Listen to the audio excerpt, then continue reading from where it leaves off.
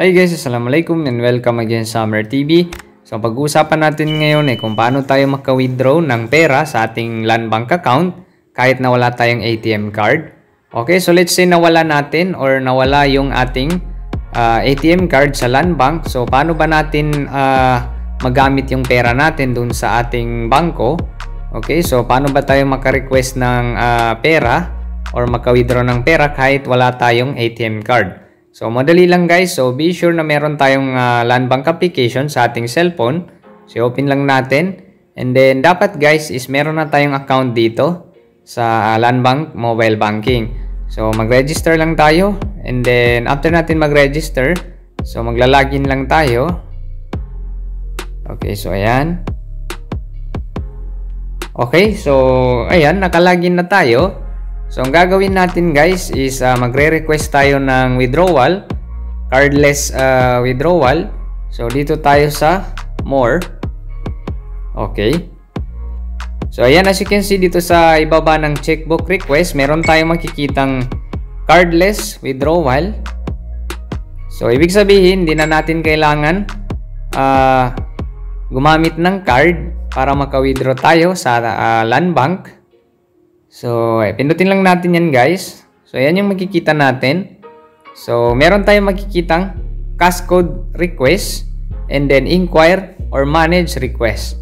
So, since gusto natin maka-withdraw ng pera kahit wala tayong ATM card, so dito tayo sa cash code request.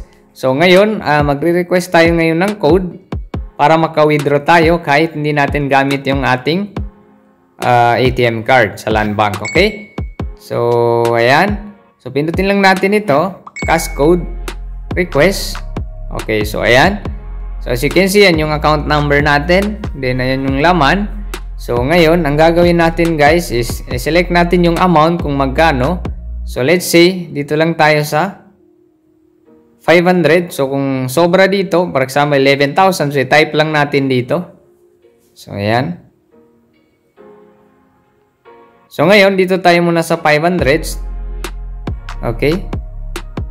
So, ang next na gagawin natin is lalagyan natin ng pin. So, pwede natin siya lagyan ng pin. Ayan. So, nakadepende yan sa atin. So, kung walang pin, try natin. Kung di natin siya lagyan ng pin. So, mandatory. So, ayan. As you can see, kailangan natin lagyan ng pin. So, lagyan natin. Okay. So, ayan. Nalagyan na natin. So, ngayon, ang next na gagawin natin is next lang natin. Okay, so ayan na, as you can see, transaction date. So, check lang natin yung amount. Okay, so confirm lang natin. Okay, so ngayon, wait natin yung one-time pin. Okay, so ayan na. So, ilalagay natin yan. 028. Okay. Check natin ulit. Ayan. So, 028,820. So, kulang ng 8. So, proceed lang tayo.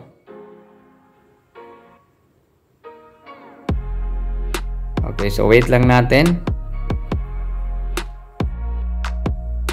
Okay, so ganito na yung makikita natin guys. So, success.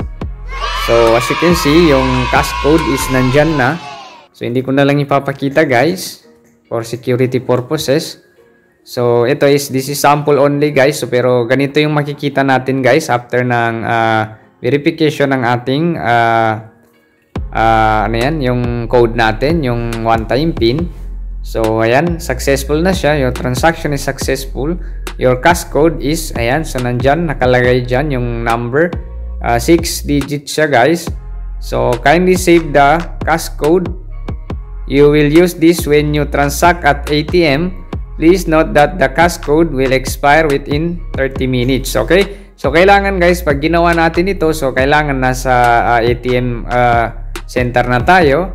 Okay? So, para after or before mag 30 minutes, so kailangan magamit natin yung cash code kasi may expire siya guys. Okay, so ang gawin lang natin, enter lang natin dun sa machine yung code na hinihingi. Then lalabas na yung pera natin guys. Okay? So, ganun lang kadali guys. So, I hope nakatulong ito sa inyo. Thanks for watching and don't forget to subscribe to Amr TV for the latest videos na aking i-upload. Sukran and wassalam.